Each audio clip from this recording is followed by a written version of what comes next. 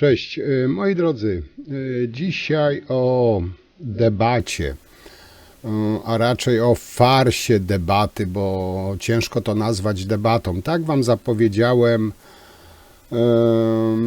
ośmieliłem się włączyć TVP i obejrzeć całą debatę. No, oczy mi wypaliło, ale dałem radę.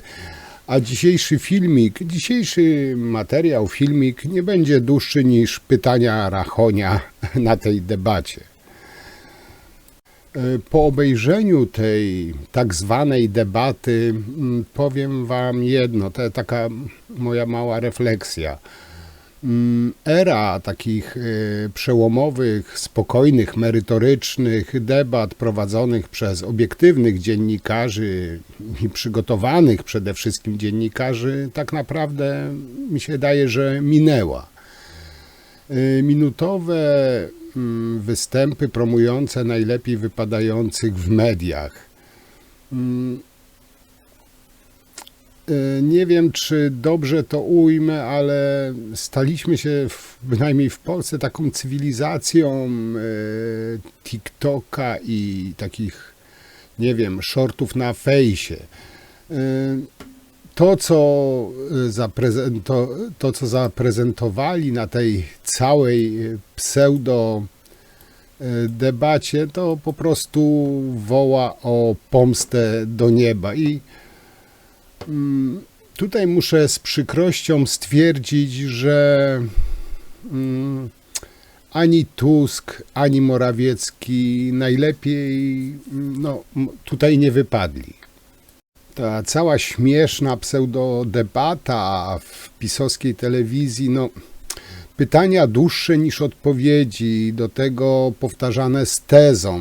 Teza, że za PO było źle i strasznie, zapis jest super. Przy każdym pytaniu można było to odczytać.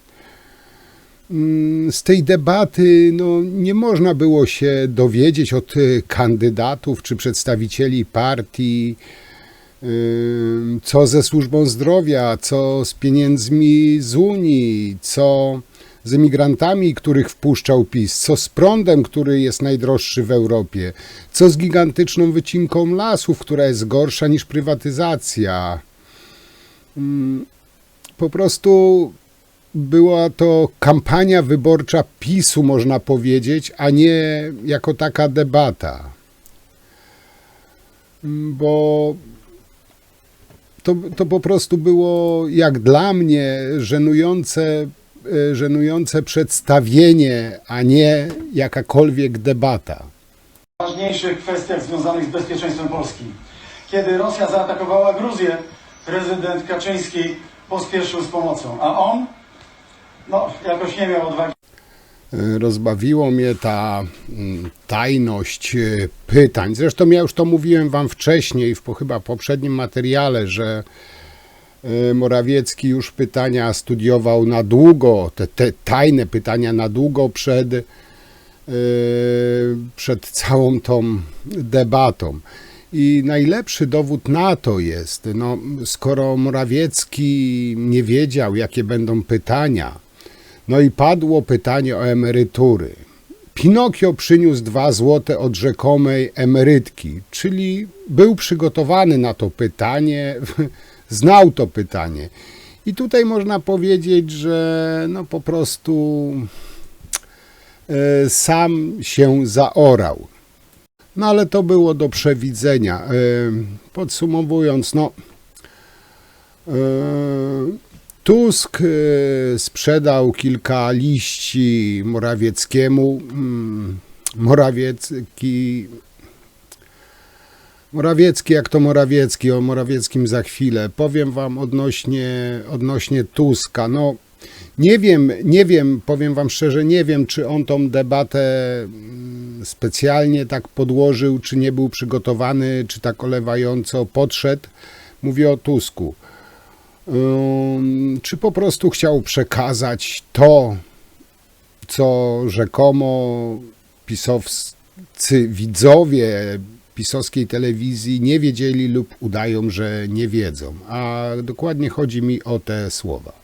Tego państwo nie wiedzieli w TVP, tego nie powie pan premier Morawiecki. 30 stycznia 2010 rok.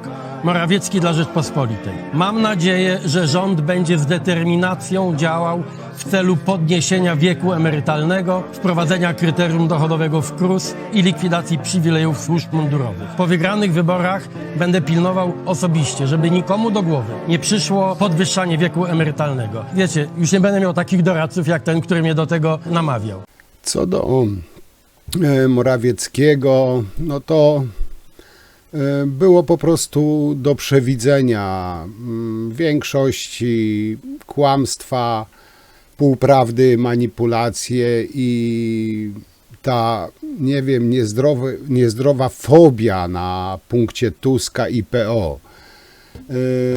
Czyli standard jak przez całą, nie wiem, kampanię wyborczą i przed.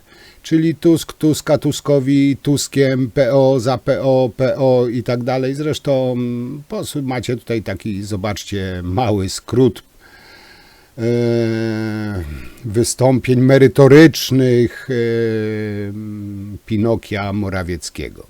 Wszyscy na jednego, to banda Rudego, Donalda Tuska, pan Tuska, szanowni państwo, Tusk, Donalda Tuska, panu Tuskowi, Donald Tusk, pana Tuska. I ci, to tak naprawdę głos na Tuska. A przy okazji powiem, że pan Tusk... Czyli mniej więcej tak, no debata u Putina można powiedzieć i tutaj wielkie brawa dla opozycji jako całości. Tusk, mimo że najlepiej nie wypadł, przyjął wszystkie uderzenia tej pisowskiej szczujni i tych marionetek Kaczyńskiego. No tutaj brawa, powiem wam, nie sądziłem, że to przyznam, ale brawa dla Hołowni i Wielgus. Marionetka, hejter Morawiecki tak naprawdę upokorzył stanowisko premiera Polski, bo zachowywał się jak rozkapryszony dzieciak w piaskownicy, nie jak premier na tej debacie. To jest moje odczucie. I nie wiem, czy się ze mną zgodzicie, ale tak naprawdę nie sądziłem, że premier Polski może zachować się jak zwykły szczeniak czy gówniarz. Można powiedzieć, że Polska ma premiera, hejtera, gówniarza. Po prostu katastrofa. I powiem wam, że dla mnie wielkimi wygranymi, tutaj tak wspomniałem, jest o dziwo Hołownia, który mówił rzeczowo, merytorycznie. Bosak też mówił niektóre rzeczy, powiedzmy, z sensem. Ogółem czy tam lewicy, Wilgus to samo. Tusk z Morawieckim kopali się po kostkach i to mi się nie za bardzo, powiem wam, podobało. W sumie z tego, co czytałem, że PO i Trzecia Droga wygrały, ja nie mówię tutaj o pisowskich mediach. Opinia publiczna stanęła zdecydowanie po stronie Hołowni i Tuska. Każdy ma tam jakieś swoje odczucia po tej śmiesznej pseudo-debacie.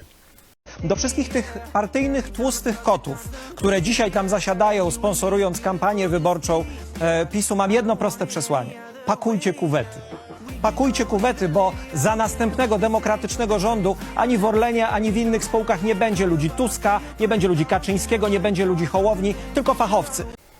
Także podsumowując, smutni prowadzący, nieprzygotowani i sprawiający wrażenie będącego, nie wiem, na jakichś lekach Morawiecki oraz długie, skomplikowane pytania, których nikt z widzów TVP tak naprawdę chyba nie rozumiał. Ta debata wypadła dla PiS wspaniale, chociaż pisowcy oczywiście twierdzą inaczej. Jak dla mnie, no, mam takie moje wrażenie, że no, jak nie idzie, to nie idzie. Tydzień przed wyborami PiS jest, można powiedzieć, w najgłębszej defensywie, jaką można sobie wyobrazić. Nie pomogli ani Rachoń z grobową miną, ani jego koleżanka propagandzistka. Nie pomógł Morawiecki, nie pomogły te ustawione pytania. Tutaj można powiedzieć, że Hołownia, no chyba tak mogę śmiało powiedzieć, że z pewnością rozbił bank pewnością siebie, uśmiechem, konkretami. Też tutaj dobrze, w sumie dobrze wypadł Tusk, który krótko rozprawiał się z nieudolnymi atakami Morawieckiego. No i lewica też miała swoje mocne chwile w tej całej debacie. A Morawiecki jak dla mnie to dno i 3 metry mułu. Debata miała pomóc PiS, a tak mi się wydaje, że po prostu zaszkodziła i będzie trudno to wrażenie odwrócić. Tusk w tej debacie pokazał, że nie jest jakimś diabłem z rogami. Morawiecki, że Tusk jest jego obsesją, a TV PiS, no, że jest tępym narzędziem do prania mózgów naiwnych pisowców. I to są moje wrażenia po tej całej debacie. I tak na koniec już, no, propaganda PiS, no, jest naprawdę tak tępa, bo jeszcze tam chwilę po tej debacie oglądałem, co będą mówić w wiadomościach i powiem wam, że wryło mnie w fotel. No, jak można tak, nie wiem, bezczelnie kłamać i że ludzie w to wierzą. Zaraz wam puszczę program, kawałek, urywek programu pisowskiego właśnie zaraz po debacie, ale co mnie najbardziej uderzyło w tym wszystkim, no nie wiem, czy tak każdy to zauważył, kto oglądał, ale dosłownie nie wiem, z 3, max 4 minuty po tej całej debacie wypowiedział się tej telewizji, nazwijmy to, ekspert, który wypowiedział się na temat debaty. I mały szczegół, ja wam zaraz tu uryweczek puszczę tej wypowiedzi, tylko zwróćcie uwagę, że debata jak się skończyła, była już, no nie noc, ale było ciemno. A zwróćcie uwagę na porę dnia tego eksperta, który się rzekomo wypowiada zaraz po debacie. No, w ogóle to jest takie, wiecie, trochę dziwne, że no wiem, że pisowska telewizja dostaje 3 miliardy rocznie, to może cuda robić i czarować. No ale w 3 minuty, zresztą zobaczcie sami. Pamiętaj, debata się skończyła, jak już był zmierzch. A zobaczcie porę dnia tego eksperta i to, co on mówi. No, rozpierdzieliło mnie to na łopaty. Zobaczcie, to jest króciutkie. Debatę wyborczą 6-0 wygrał premier Mateusz Morawiecki. No i tak na koniec chciałbym wam już to jako suchar, bo to jest suchar. Chciałbym wam w sucharze już zmontowany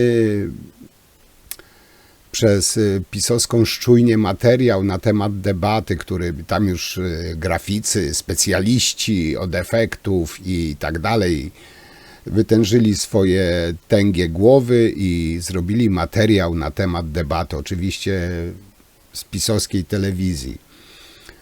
Ten, kto oglądał tą debatę, może sam sobie wnioski wyciągnąć. Ten, kto myśli samodzielnie, może sam wnioski wyciągnąć. Ale ten materiał, no to jest dla typowego odbiorcy właśnie TV PiS. Ogłupić, napieprzyć głupot. Zresztą nie będę nawet tego komentował. Tak czy inaczej, ta debata to dla mnie była po prostu farsa i powiem wam, że nie spodziewałem się tam jakichś cudów, jakiejś merytoryki, bo no nie w pisowskiej telewizji. Dla mnie najlepiej chyba wypadł Hołownia, nie Tusk. I tutaj mu muszę przyznać, chociaż Hołowni nie lubię, tutaj powiem wam, że no chyba najsensowniej mówił, może najbardziej się wczuł w to. Nie wiem, dlaczego Tusk wypadł tak, a nie inaczej. Czy on to zrobił specjalnie, czy po prostu to olał tą debatę. Nie wiem, ciężko mi jest powiedzieć. No, Morawiecki, standardowe teksty, czyli nic nowego. Generalnie jako całość to no wydaje mi się, że lewica wypadła o wiele lepiej od tak zwanej prawicy, czyli tam Morawieckiego. No ale opinię też pozostawiam wam. Podzielcie się, co wy o tym myślicie, jak wy tą debatę widzieliście, jak ją oceniacie. Ja tu przedstawiłem mój punkt widzenia. I na dzisiaj to tyle. Jak zawsze, cóż, do zobaczenia przy następnych materiałach. No troszkę dłużej mi wyszło niż Rachonia pytanie, ale też nie za długo. Także trzymajcie się i piszcie, co wy na ten temat tej śmiesznej debaty myślicie. Cześć.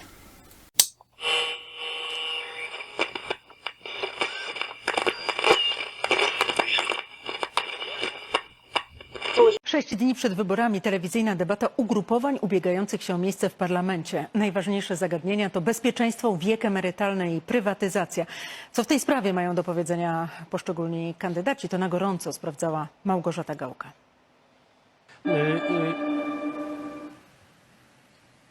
To nie takie proste, jak widać, odpowiadać na pytania. A pytania dla Polaków najważniejsze. Bezpieczeństwo, wiek emerytalny, migracja, bezrobocie, świadczenia społeczne i prywatyzacja. Pamiętam harce jednego z posłów Platformy, który protestował przeciwko budowie zapory na granicy. Wszyscy pamiętamy, ale wróćmy do debaty.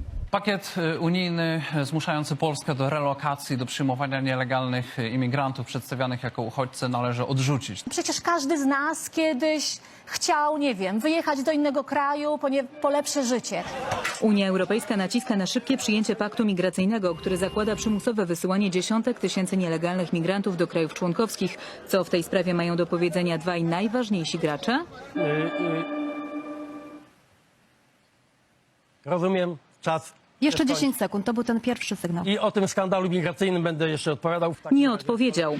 My obronimy Polaków przed gwałtami, przed podpalonymi autami, jak w Paryżu, jak w Sztokholmie. PiS jest gwarancją bezpieczeństwa. Padło też pytanie o prywatyzację. Gdy Platforma doszła do władzy, to byłoby jak w Lidlu. Tydzień niemiecki i linie lotnicze do Niemców. Tydzień francuski i firmy energetyczne do Francuzów. Kolejny istotny temat – sprawy społeczne. Mówimy bardzo jasno i wyraźnie nie rozdawnictwu. Tusk, kiedy rządził, to miał serce z kamienia. Wtedy lody kręciły mafie VAT-owskie. W debacie także wiek emerytalny. Podeszła do mnie pani Danuta w Kraśniku i powiedziała mi, że dostała waloryzację emerytury kilka lat temu za Tuska 2 złote. I poprosiła, żebym ja oddał te 2 złote Donaldowi Tuskowi, co zrobię po tym programie.